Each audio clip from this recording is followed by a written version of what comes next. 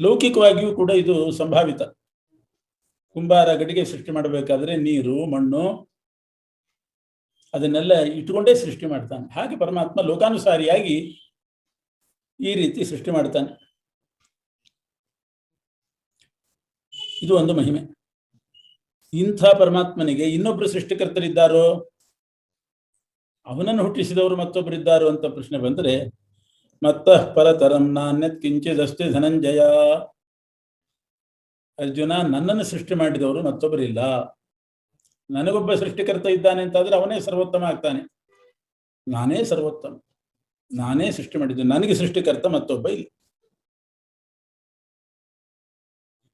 ನನಗಿಂತ ಉತ್ತಮರೇ ಇಲ್ಲ ಯಾರೂ ಕೂಡ, ಎಲ್ಲರೂ ನನಗಿಂತ ಕೆಳಗಿನವರೇ. ಹೀಗೆ ನಾನು ಸೃಷ್ಟಿಕರ್ತ, ನನಗೆ ಸೃಷ್ಟಿಕರ್ತ ಇನ್ನೊಬ್ಬ ಇಲ್ಲ. ಮತ್ತು ಸೃಷ್ಟಿ ಮಾಡಿದ ಪ್ರಪಂಚಕ್ಕೆ ಆಧಾರನೂ ನಾನೇ. ಈ ಸೃಷ್ಟಿ ಮಾಡಿದವನೇ ಆಧಾರವಾಗಿರ್ತಾನೆ ಅಂತೇನಿಲ್ಲ, ಆದ್ರೆ ನಾನು ಹಾಗಲ್ಲ. ನಾನೇ ಸೃಷ್ಟಿ ಮಾಡಿದ್ದೇನೆ, ನಾನೇ ಜಗತ್ತಿಗೆ ಆಧಾರ ಆಗಿದ್ದೇನೆ. ಇದನ್ನ ಹಿಡಿದು ನಿಲ್ಲಿಸಿದ್ದೇನೆ ಅಂತ ಅರ್ಥ. ಆಧಾರ ಅಂದ್ರೆ ಇದನ್ನು ಹಿಡಿದು ನಿಲ್ಲಿಸಿದ್ದೇನೆ, ಕುಸಿದು ಬೀಳದಿದ್ದ ಹಾಗೆ ಪ್ರಪಂಚವನ್ನ ನಿಲ್ಲಿಸಿದ್ದೇನೆ. ಆಗ ಒಂದು ಪ್ರಶ್ನೆ ಬರ್ತದೆ. ಒಂದು ಪೆಟ್ಟಿಗೆಯಲ್ಲಿ ಮುತ್ತುರತ್ನಗಳನ್ನು ಹಾಕಿರ್ತಾರೆ. ಮುತ್ತುರತ್ನಕ್ಕೆ ಆಧಾರ ಯಾವುದು? ಪೆಟ್ಟಿಗೆ. ಪೆಟ್ಟಿಗೆ ನಮಗೆ ಕಾಣಿಸ್ತದೆ, ಮುತ್ತುರತ್ನಗಳು ಕಾಣಿಸ್ತದೆ. ಇಲ್ಲಿ ಹಾಗಲ್ಲ, ಜಗತ್ತು ಕಾಣಿಸ್ತಾ ಇದೆ, ಜಗತ್ತಿಗೆ ಆಧಾರವಾದಂತಹ ಪರಮಾತ್ಮ ಕಾಣಿಸ್ತಾ ಇಲ್ವಲ್ಲ. ಮುತ್ತುರತ್ನ ಅದಕ್ಕೆ ಆಧಾರವಾದ ಪೆಟ್ಟಿಗೆನೂ ಕಾಣಿಸ್ತಾ ಇದೆ. ಹಾಗೆ ಜಗತ್ತು, ಜಗತ್ತಿಗೆ ಆಧಾರನಾದ ಪರಮಾತ್ಮನೂ ಕಾಣಬೇಕು. ಅವನು ಕಾಣ್ತಾ ಇಲ್ವಲ್ಲ, ಆಧಾರ ಅಂತ ಹೇಗೆ ನಂಬೋದು? ಅದಕ್ಕೆ ಕೃಷ್ಣ ಹೇಳ್ತಾನೆ, ಮುತ್ತುರತ್ನಗಳಿಗೆ ಪೆಟ್ಟಿಗೆಯಂತೆ ನಾನು ಆಧಾರ ಅಲ್ಲ. ಮಯಿ ಸರ್ವಮಿದಂ ಪ್ರೋತಂ ಸೂತ್ರೇ ಮಣಿಗಣ ಇವ. ಮಣಿಗಳನ್ನ ಪೋಣಿಸ್ತಾರೆ ನೂಲ್ನಲ್ಲಿ, ದಾರದಲ್ಲಿ ಮಣಿಗಳನ್ನ ಪೋಣಿಸ್ತಾರೆ. ಮಾಲಾಕಾರ ಆಗ್ತದದು. ಆ ಮಣಿಮಾಲೆಗೆ ಆಧಾರ ಯಾವುದು? ಮಣಿಗಳಿಗೆ ಆಧಾರ ಯಾವುದು? ನೂಲು. ನೂಲು ಕಾಣಿಸೋದಿಲ್ಲ, ಮಣಿಗಳ ಒಳಗೆ ಸೇರ್ಕೊಂಡಿರ್ತದೆ. ಹೊರಗಿನಿಂದ ಆಧಾರ ಅಲ್ಲ ನೂಲು, ಆ ಒಳಗಡೆ ಮಣಿಯ ರಂಧ್ರದಲ್ಲಿ ಹೋಗಿ ಒಳಗಡೆ ಸೇರ್ಕೊಂಡಿರ್ತದೆ. ಆದ್ರಿಂದ ಉದಿರಿ ಬೀಳೋದಿಲ್ಲ ಮಣಿಗಳು. ಒಂದ್ರ ಪಕ್ಕ ಒಂದು ಮಣಿಗಳು ಮಾತ್ರ ನಮಗೆ ಕಾಣಿಸ್ತದೆ ಹೊರತು ಅದರ ಒಳಗಿರ್ತಕ್ಕಂಥ ಆ ತೂತಿನ ಒಳಗಿರುವ ನೂಲೋ ತಂತಿಯೋ ಯಾವುದು ಕಾಣೋದಿಲ್ಲ. ಪರಮಾತ್ಮ ಆ ರೀತಿ ಆಧಾರ, ನೂಲಿನಂತೆ ಆಧಾರ. ಅಂದ್ರೆ ಜಗತ್ತಿನ ಒಳಗೆ ನಿಂತುಕೊಂಡು ಕಾಣಿಸದೆ ಆಧಾರ ಇದ್ದಾನೆ. ಮಯಿ ಸರ್ವಮಿದಂ ಪ್ರೋತಂ ಸೂತ್ರೇ ಮಣಿಗಣ ಇವ. ಸೂತ್ರ ಅಂದ್ರೆ ನೂಲು. ನೂಲಿನಲ್ಲಿ ಮಣಿಗಳು ಹೇಗೋ ಹಾಗೆ ಪರಮಾತ್ಮ ನೂಲಿದ್ದಂತೆ ನಮ್ಮ ಒಳಗಿದ್ದಾನೆ, ಹೊರಗಡೆ ನಾವು ಕಾಣಿಸ್ತೀವಿ ಅಷ್ಟೇ. ಪ್ರಪಂಚ ಕಾಣ್ತಾ ಇದೆ, ಅದರ ಒಳಗಿರುವ ಪರಮಾತ್ಮ ಹೊರಗಿನಿಂದ ಆಧಾರ ಅಲ್ಲ. ಮುತ್ತುರತ್ನಗಳಿಗೆ ಪೆಟ್ಟಿಗೆ ಹೊರಗಿನಿಂದ ಆಧಾರ, ನೂಲು ಒಳಗಿನಿಂದ ಆಧಾರ. ಹೀಗೆ ಜಗದಾಧಾರತ್ವ, ಜಗತ್ತಿಗೆ ಆಧಾರ ಆಗಿದ್ದೇನೆ ನಾನು, ಕಾಣಿಸ್ಕೊಳ್ಳೋದಿಲ್ಲ ಯಾರಿಗೂ. ಇದು ಒಂದು ನನ್ನ ಮಹಿಮೆನೆ. ಈ ಸೂತ್ರ ಮಣಿ ಈ ದೃಷ್ಟಾಂತ ಕೊಟ್ಟದ್ರಿಂದ ಒಂದು ತತ್ವನೂ ಸಿದ್ಧ ಆಯಿತು. ಏನು ಅಂದರೆ, ನೂಲು ಬೇರೆ, ಆಧಾರವಾದ ನೂಲು ಬೇರೆ, ಮಣಿಗಳು ಬೇರೆ ಬೇರೆ. ಅದರಂತೆ ಆಧಾರನಾದ ಪರಮಾತ್ಮ ಬೇರೆ, ಜಗತ್ತು ಬೇರೆ. ಇದು ಗೀತೆಯ ಸಿದ್ಧಾಂತ. ಗೀತೆಯಲ್ಲಿ ಈ ರೀತಿ ದೃಷ್ಟಾಂತ ಕೃಷ್ಣನೇ ಕೊಟ್ಟದ್ರಿಂದ ನೂಲು ಮಣಿಗಳು ಬೇರೆ ಆದಂತೆ ಪರಮಾತ್ಮ ಮತ್ತು ಪ್ರಪಂಚ ಬೇರೆ ಬೇರೆ ಅಂತ ಅನ್ನೋದು ಸಿದ್ಧವಾಗ್ತದೆ. ಇನ್ನೊಂದು ಮಹಿಮೆ ಏನು ಅಂತಂದ್ರೆ, ಲೋಕದಲ್ಲಿ ಕೆಲವರು ಸೃಷ್ಟಿ ಮಾಡ್ತಾರೆ, ಆದರೆ ಆ ಹುಟ್ಟಿದ ಜನರು ಉತ್ಕರ್ಷಕ್ಕೆ ಬರೋದು ಆ ಹುಟ್ಟಿಸಿದವನಿಂದ ಅಲ್ಲ. ಇನ್ಯಾರನ್ನೋ ಅವಲಂಬಿಸಿ, ಮತ್ತಾರನೋ ಗುರುಗಳ ಪಾದ ಹಿಡಿದು ಅವರ ಹತ್ರ ಕಲಿತು ಇನ್ಯಾರನ್ನೋ ಆಶ್ರಯಿಸಿ ಮೇಲ್ಮಟ್ಟಕ್ಕೆ ಬರ್ತಾರೆ, ಮೇಲಿನ ಸ್ಥಾನಕ್ಕೆ, ಉಚ್ಚ ಸ್ಥಾನಕ್ಕೆ ಹೋಗ್ತಾರೆ. ಅದೇ ಉತ್ಕರ್ಷ ಅಂದ್ರೆ. ಆದ್ರೆ ಇಲ್ಲಿ ಹಾಗಲ್ಲ. ಸೃಷ್ಟಿ ಮಾಡಿದ್ದು ನಾನೇ, ಜಗತ್ತಿಗೆ ಆಧಾರನೂ ನಾನೇ. ಒಂದೊಂದು ಪದಾರ್ಥಕ್ಕೆ ಉತ್ಕರ್ಷ ಇದೆ, ಆ ಉತ್ಕರ್ಷ ಕೊಟ್ಟವನು ನಾನೇ ಅಂತಾನೆ ಕೃಷ್ಣ. ಇನ್ನೊಬ್ಬರಲ್ಲ, ನಾನೇ ಉತ್ಕರ್ಷ ಕೊಟ್ಟವನು. ಈಗ ನೀರು ಸೃಷ್ಟಿ ಮಾಡಿದ್ದೇನೆ. ನೀರು ಬಹಳ ಮುಖ್ಯ, ಉತ್ಕೃಷ್ಟವಾದ ವಸ್ತು. ಏನು ಉತ್ಕರ್ಷ? ನೀರಿನಲ್ಲಿರೋ ಉತ್ಕರ್ಷ ಅಂದ್ರೆ ಏನು? ಮಾಧುರ್ಯ ರಸ. ನೀರು ಕುಡಿದ್ರೆ ಸಿಹಿಯಾಗಿರ್ತದೆ, ಸಿಹಿ ನೀರು. ಆ ಸಿಹಿ ನೀರು ಕುಡಿದ ಕೂಡಲೇ ತೃಪ್ತಿ ಆಗ್ತದೆ. ನೀರಿಲ್ಲದೆ ಇದ್ರೆ ಎಷ್ಟು ತಿಂದರೂ ಉಪಯೋಗ ಇಲ್ಲ. ನೀರನ್ನು ಸೃಷ್ಟಿ ಮಾಡಿದ್ದೇನೆ, ನೀರಿಗೆ ಆಧಾರನೂ ಆಗಿದ್ದೇನೆ, ನೀರಿನ ಉತ್ಕರ್ಷಕ್ಕೂ ನಾನೇ ಕಾರಣ. ನೀರಿನ ಉತ್ಕರ್ಷ ಅಂದ್ರೆ ಮಾಧುರ್ಯ ರಸ, ಅದಕ್ಕೆ ನಾನೇ ನಿಯಾಮಕ. ಸೂರ್ಯ ಚಂದ್ರರು ಬಹಳ ಉತ್ಕೃಷ್ಟರು. ಯಾಕೆ? ಬೆಳಕು ಕೊಡ್ತಾರೆ. ಆ ಬೆಳಕಿಗೆಂದಾಗಿ ಅವರಿಗೆ ಉತ್ಕರ್ಷ ಬಂದೆ, ಆ ಉತ್ಕರ್ಷಕ್ಕೂ ನಾನೇ ಕಾರಣ. ಅವರಲ್ಲಿರೋ ಬೆಳಕು ನಂದೇ, ಆ ಪ್ರಭೆಗೆ ನಾನೇ ಕಾರಣ. ಸೂರ್ಯನ ಪ್ರಭೆ, ಚಂದ್ರನ ಕಾಂತಿ, ಅದಕ್ಕೆಲ್ಲ ನಾನೇ ಕಾರಣ.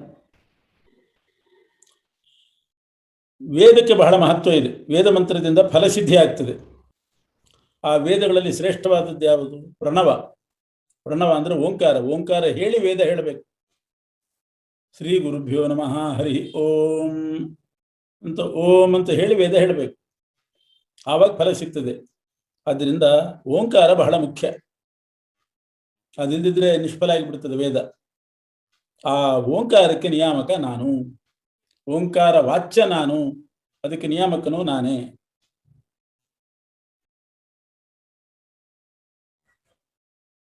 ಆಕಾಶ. ಆಕಾಶದಲ್ಲಿ ಶಬ್ದ ಅನ್ನುವ ಗುಣ ಇದೆ. ಆಕಾಶದಲ್ಲೇ ಶಬ್ದ ಇರೋದು. ಆ ಶಬ್ದದಿಂದ ಇಡೀ ಲೋಕದ ವ್ಯವಹಾರ ಎಲ್ಲ ನಡೀತಾ ಇದೆ. ಆಕಾಶದಲ್ಲಿರುವ ಶಬ್ದಕ್ಕೆ ಅದೇ ಅದರ ಉತ್ಕೃಷ್ಟತೆಗೆ ಕಾರಣ. ಆಕಾಶ ಯಾಕೆ ಉತ್ಕೃಷ್ಟ? ಶಬ್ದ ಇದೆ. ಆ ಶಬ್ದದಿಂದ ವ್ಯವಹಾರ ನಡೀತದೆ. ಶಬ್ದ ಅನ್ನೋದೇ ಒಂದು ಇಲ್ಲದೆ ಇದ್ರೆ ಇಡೀ ಪ್ರಪಂಚ ಮೂಕ. ಅಂಥ ಶಬ್ದಕ್ಕೆ ಆಧಾರ ಆಕಾಶ. ಆಕಾಶದಲ್ಲಿ ಶಬ್ದದಿಂದ ಉತ್ಕರ್ಷ. ಆ ಶಬ್ದಕ್ಕೆ ನಿಯಾಮಕ ನಾನು.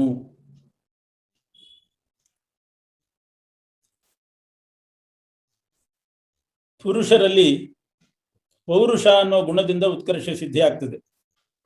ಪೌರುಷ ಅದು ಬಹಳ ಶ್ರೇಷ್ಠವಾದ್ದು. ಅದು ಉತ್ಕರ್ಷಕ್ಕೆ ಕಾರಣ ಪೌರುಷ.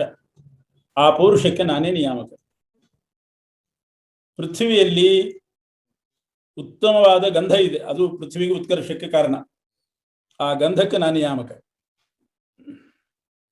ಅಗ್ನಿಗೆ ಮಹತ್ವ ತೇಜಸ್ಸಿನಿಂದ, ಆ ತೇಜಸ್ಸಿಗೆ ನಿಯಾಮಕ ನಾನು. ಬದುಕಿರ್ತಕ್ಕಂಥ ಮನುಷ್ಯರು ಉತ್ಕೃಷ್ಟರೇ. ಅವರ ಜೀವನ ಹೋಯ್ತು, ಬದುಕು ಹೋಯ್ತು, ಸತ್ತು ಹೋದ್ರು ಅಂದ್ರೆ ಮೂರ್ಖಾಸಿನ ಬೆಲೆ ಇಲ್ಲ. ಹಾಗಾದ್ರೆ ಆ ಜೀವನ ಅನ್ನೋದು ಮನುಷ್ಯರ ಉತ್ಕರ್ಷಕ್ಕೆ ಕಾರಣ. ಬದುಕು, ಜೀವನ, ಆ ಜೀವನಕ್ಕೆ ನಿಯಾಮಕ ನಾನೇ.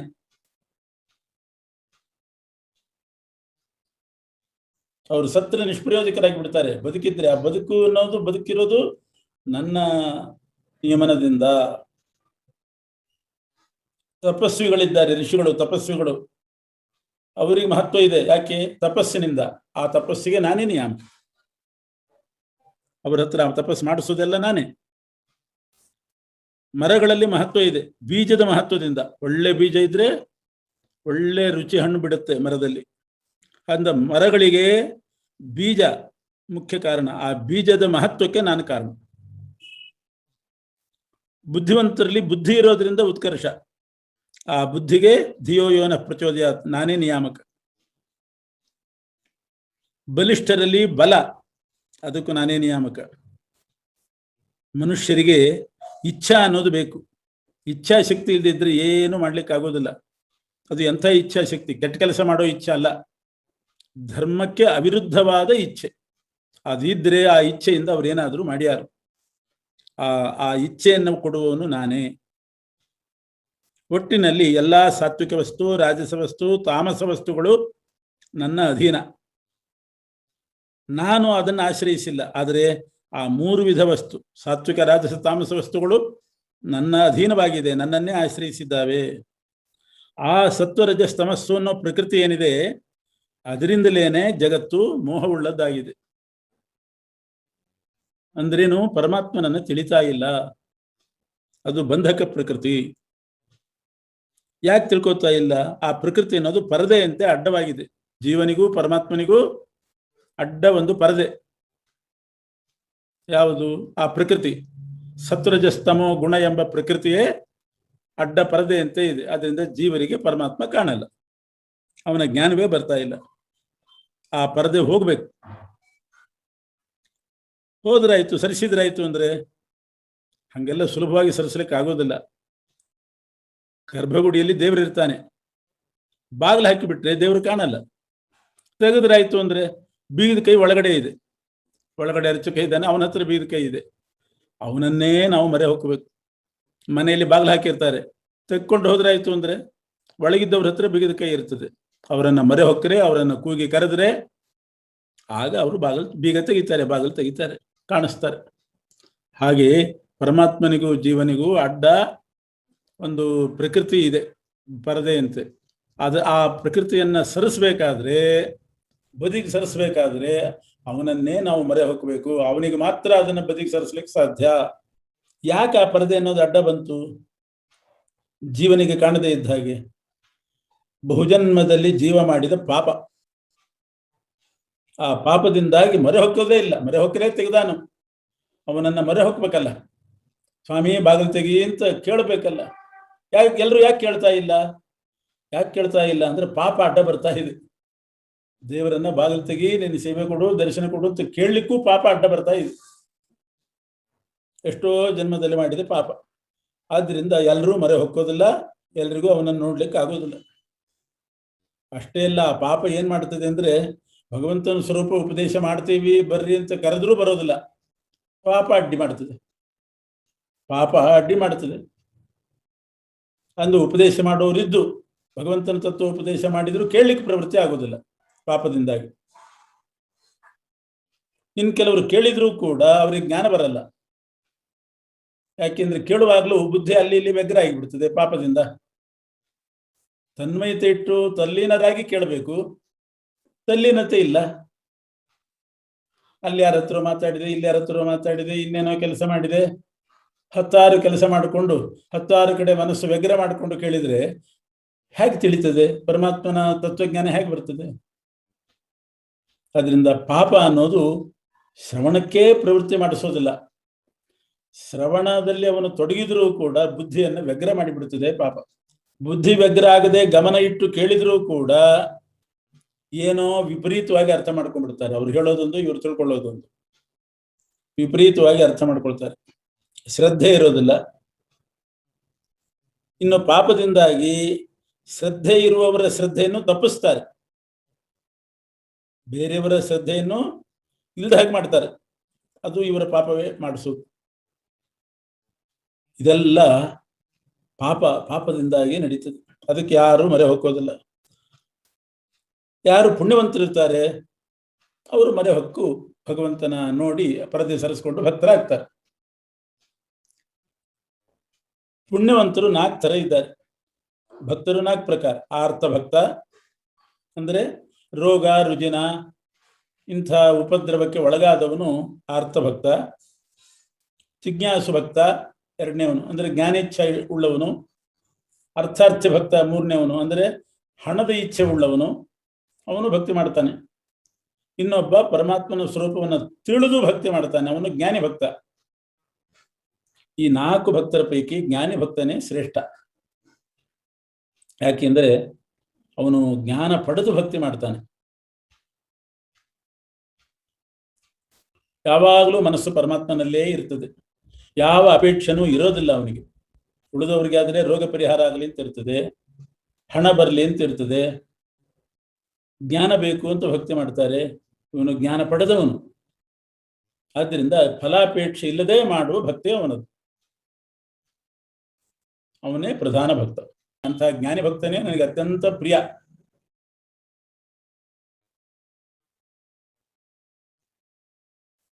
ಅವನು ನನ್ನಲ್ಲಿ ಅತ್ಯಂತ ಪ್ರೀತಿ ಮಾಡ್ತಾನೆ, ನಾನು ಅವನ ಮೇಲೆ ಅಷ್ಟೇ ವಾತ್ಸಲ್ಯ ತೋರಿಸ್ತೇನೆ. ಆದರೆ ಈ 3 ವಿಧ ಭಕ್ತರಿದ್ದಾರಲ್ಲ, ಆರ್ತ, ಜಿಜ್ಞಾಸು, ಅರ್ಥಾರ್ಥಿ, ಹಣ ಬೇಕು ಅಂತಿದ್ದವನು, ಅವರು ಕೂಡ ಬೇರೆ ನಾಸ್ತಿಕರಿಗಿಂತ ಶ್ರೇಷ್ಠರೇ. ಬೇರೆ ನಾಸ್ತಿಕರಿಗಿಂತ ಅವರು ಶ್ರೇಷ್ಠರೇ. ಯಾಕೆ? ದೇವರನ್ನ ಮರೆ ಹೊಕ್ಕಿದ್ದಾರೆ. ಹಣ ಬೇಕು ಅಂತ ದೇವರನ್ನ ಮರೆ ಹೊಕ್ಕಿದ್ದಾರೆ. ದೇವರೇ ಇಲ್ಲ, ಏನ್ ಮಾಡ್ತಾನೆ ಅಂತ ಹೇಳಿ ತಲೆ ಒಡೆದು ಹಣ ಸಂಪಾದನೆ ಮಾಡಲ್ಲ. ಆದ್ರೆ ಅವರು ಶ್ರೇಷ್ಠರೇ. ಉದಾರ ಸರ್ವಯವೈತೆ, ಎಲ್ಲರೂ ಶ್ರೇಷ್ಠರೇ. ಜ್ಞಾನಿ ಭಕ್ತ ಮಾತ್ರ ನಾನೇ ಇದ್ದ ಹಾಗೆ, ಅಂದ್ರೆ ನನ್ನನ್ನು ಪಡಿತಾನೆ ಅಂತ ಅರ್ಥ. ನಾನೇ ಅಂದ್ರೆ ಅಷ್ಟು ಐಕ್ಯ ಅಂತ ಅರ್ಥ ಅಲ್ಲ. ಜ್ಞಾನಿ ಭಕ್ತನ ಮೇಲೆ ನನಗೆ ಅಷ್ಟು ಅತ್ಯಂತ ಪ್ರೀತಿ. ಯಾಕೆ ಐಕ್ಯ ಬರ್ತದೆ ಅಂತಲ್ಲ. ಮೋಕ್ಷ 4 ವಿಧ ಇದೆ. 4 ವಿಧ ಮೋಕ್ಷದಲ್ಲಿಯೂ ಕೂಡ ಐಕ್ಯ ಇರೋದಿಲ್ಲ. ಸಾಮೀಪ್ಯ ಅಂದ್ರೆ ಪರಮಾತ್ಮನ ಸಮೀಪದಲ್ಲಿ ಇರೋದು. ಸಾಯುಜ್ಯ ಅಂದ್ರೆ ಅವನ ದೇಹದ ಒಳಗೆ ಹೋಗೋದಷ್ಟೇ. ಯಾರ್ದೋ ದೇಹದಲ್ಲಿ ಪಿಶಾಚಿ ಹೋಗ್ತದಲ್ಲ, ಹಂಗೆ ಪರಮಾತ್ಮನ ದೇಹದೊಳಗೆ ಪ್ರವೇಶ ಮಾತ್ರ ಮಾಡೋದು. ಸಾಲೋಕ್ಯ ಅಂದ್ರೆ ಅವನ ಲೋಕದಲ್ಲಿರೋದು. ಸಾರೂಪ್ಯ ಅಂತಂದ್ರೆ ಅವನಂತೆ ರೂಪ, 4 ಕೈ, ಕಿರೀಟ, ಕುಂಡಲ, ಇಂಥ ರೂಪ ಪಡೆಯೋದು. ಇವೆಲ್ಲ ಐಕ್ಯ ಅಲ್ಲ. ಆದ್ರಿಂದ ಜ್ಞಾನವು ಬಹಳ ದುರ್ಲಭ. ಇಂಥ ಜ್ಞಾನ ಬರಬೇಕಾದ್ರೆ ಬಹುಜನ್ಮ ಪುಣ್ಯ ಬೇಕು. ಭಗವಂತನ ಸಾಕ್ಷಾತ್ಕಾರ, ಆ ಪರದೆ ಹೋಗಿ, ಮಾಯಾ ಪ್ರಕೃತಿ ಅನ್ನೋ ಪರದೆ ಹೋಗಿ, ಸತ್ವರಜಸ್ತಮ ಗುಣಾತ್ಮಕ ಪರದೆ ದೂರ ಸರಿದು ಭಗವಂತನ ಜ್ಞಾನ ಬರಬೇಕಾದ್ರೆ ಬಹಳ ಜನ್ಮದ ಸಾಧನೆ ಬೇಕು. ಎಷ್ಟೋ ಜನ್ಮದಲ್ಲಿ ಪುಣ್ಯವನ್ನ ಮಾಡಿ ಕೂಡಿಡಬೇಕು, ಪುಣ್ಯ ಸಂಗ್ರಹ ಮಾಡ್ತಾ ಇರಬೇಕು. ಆ ಪುಣ್ಯದ ಬಲದಿಂದ ಪರಮಾತ್ಮನ ಮನೆ ನಮಗೆ ಸಿಗ್ತದೆ. ಅಂದ್ರೆ ಅವನ ದರ್ಶನ ಆಗ್ತದೆ, ಅಲ್ಲಿ ಹೋಗಿ ನಾವು ಇರಬಹುದು.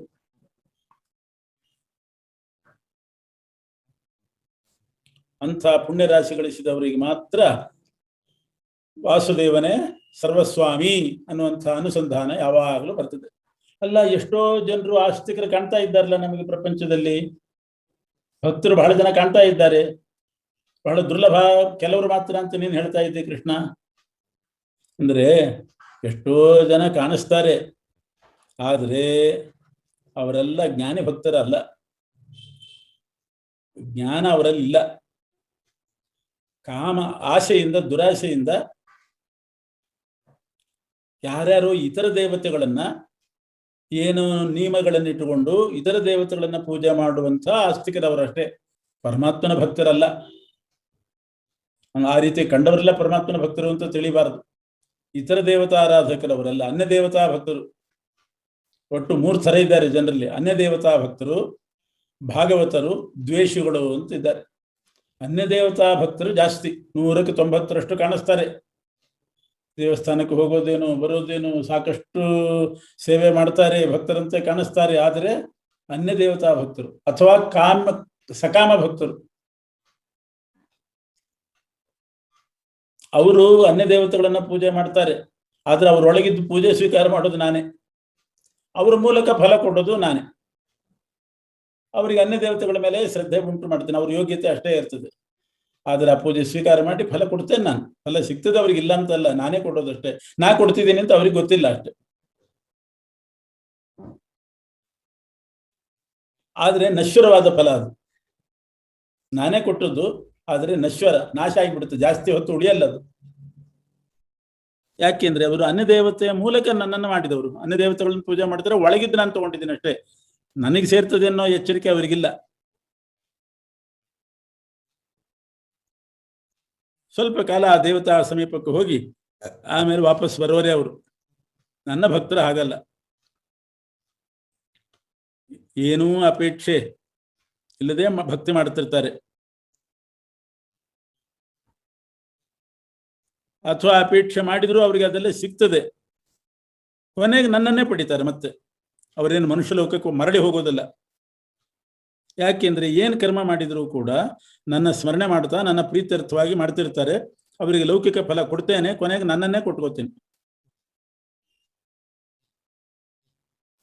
ಬೇರೆ ದೇವತೆಗಳನ್ನು ಪೂಜೆ ಮಾಡ್ತಾರೋ ಇಲ್ಲೋ, ಮಾಡ್ತಾರೆ, ಪರಿವಾರ ಅಂತ ತಿಳ್ಕೊಂಡು ಮಾಡ್ತಾರೆ ಅಷ್ಟೇ. ಮುಖ್ಯ ನಾನೇ, ಅವರಿಗೆ ಪ್ರಧಾನ ನಾನು, ನನ್ನ ಪರಿವಾರ ಭೂತರು ಅಂತ ಅವರಲ್ಲಿ ತಾರತಮ್ಯ ಪ್ರಕಾರ ಭಕ್ತಿ ಮಾಡ್ತಾರೆ.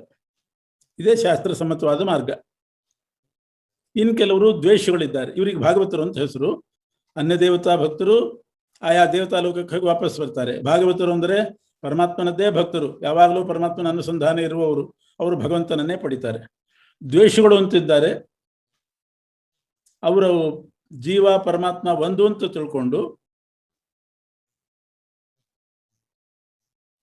ಅಧೋಲೋಕಕ್ಕೆ ಹೋಗ್ತಾರೆ. ಯಾಕೆ? ಜೀವನೇ ಬೇರೆ, ಈಶನೇ ಬೇರೆ.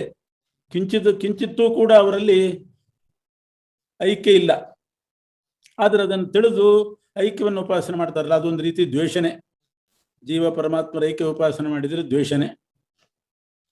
ಹಾಗೆ ಮಾಡ್ತಾರೆ ಅಂತ ನನಗೇನೋ ಬೇಜಾರಿಲ್ಲ, ಯಾಕೆ ಆ ರೀತಿ ಮಾಡಿಸಿದವನು ನಾನೇ. ಅವರ ಯೋಗ್ಯತೆ ನೋಡಿಕೊಂಡು ಐಕ್ಯೋಪಾಸನೆ ಮಾಡುವಂತೆ ಮಾಡಿದವನು ನಾನೇ. ಆದ್ರಿಂದ ಅವರು ನನ್ನನ್ನು ಬೈತಾರೆ, ಅಥವಾ ಜೀವನಿಗೆ ಸಮಾನ ಅಂತ ಹೇಳ್ತಾರೆ, ಜೀವನೇ ಅಂತಲೇ ಹೇಳ್ತಾರೆ. ಅದಕ್ಕೆ ನನಗೇನು ಖೇದ ಇಲ್ಲ. ಆ ರೀತಿ ಬುದ್ಧಿ ಕೊಟ್ಟವನು ನಾನೇ, ಅವರ ಯೋಗ್ಯತೆಗೆ ಅನುಗುಣವಾಗಿ. ಇದ್ರ ಮೇಲೆ ಇಷ್ಟು ಹೇಳಿದ ಮೇಲೆ ಒಂದು ಪ್ರಶ್ನೆ ಬರ್ತದೆ. ಜೀವನಿಗೂ ಪರಮಾತ್ಮನಿಗೂ ಮಧ್ಯದಲ್ಲಿ ಒಂದು ಪರದೆ ಇದೆ ಅಂತ ಹೇಳಿದ ಕೃಷ್ಣ, ಪ್ರಕೃತಿ ಅನ್ನೋ ಪರದೆ. ಅದು ಹೋದರೆ ಭಗವಂತ ಕಾಣಿಸ್ತಾನೆ ಅಂತ. ಹಾಗಾದ್ರೆ ಆ ಪರದೆ ಇದ್ದಾಗ ಆ ಕಡೆ ಇರೋ ಪರಮಾತ್ಮನಿಗೂ ನಾವು ಕಾಣಿಸಬಾರದು ಅಂತ ಆಯ್ತು. ನಾವು ಕಾಣಿಸಬಾರದು ಅಂತ ಆಯ್ತು. ಯಾಕೆ? ಪರದೆ ಇದ್ರೆ ಈ ಕಡೆಯವರಿಗೆ ಆ ಕಡೆಯವರು ಕಾಣಿಸೋದಿಲ್ಲ, ಆ ಕಡೆಯವರು ಈ ಕಡೆಯವರು ಕಾಣಿಸೋದಿಲ್ಲ. ಆದ್ರಿಂದ ಪ್ರಕೃತಿ ಅಡ್ಡ ಇರೋದ್ರಿಂದ ನಮಗೆ ಭಗವಂತ ಕಾಣೋದಿಲ್ಲ, ಭಗವಂತನಿಗೆ ಜಗತ್ತು ಕಾಣೋದಿಲ್ಲ.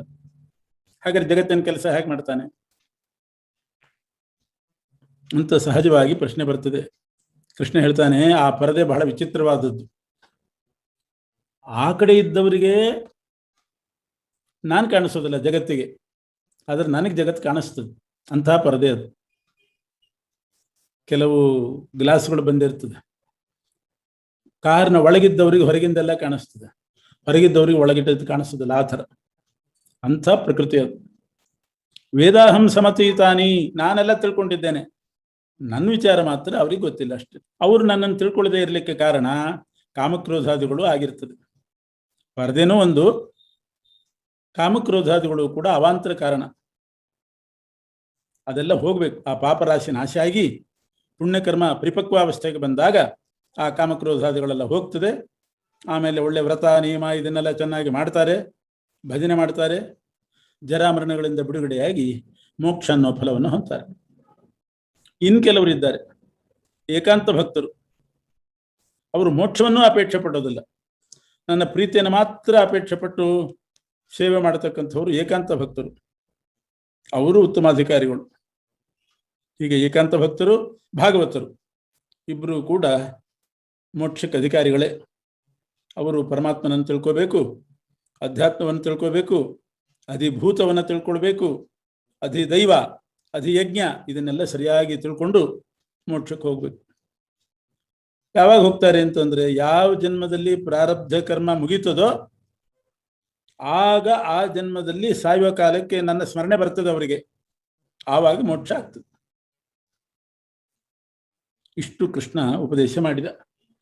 ಹಾಗೆ ಪ್ರಶ್ನೆ ಬಂತು, ಪರಬ್ರಹ್ಮನ ತಿಳ್ಕೋಬೇಕು, ಅಧ್ಯಾತ್ಮ, ಅಧಿಭೂತ, ಅಧಿದೈವ, ಅಧಿಯಜ್ಞ ಇದೆಲ್ಲ ತಿಳ್ಕೊಳ್ಬೇಕು. ಮೋಕ್ಷ ಕಾಲದಲ್ಲಿ, ಪ್ರಾಣೋತ್ಕ್ರಮಣ ಕಾಲದಲ್ಲಿ ಪರಮಾತ್ಮನ ಸ್ಮರಣೆ ಮಾಡಬೇಕು.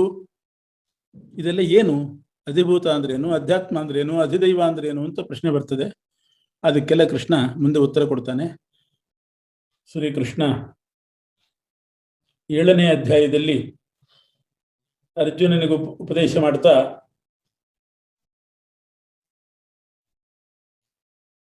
ಜ್ಞಾನಿಗಳು ಮೋಕ್ಷಕ್ಕೆ ಹೋಗುವಾಗ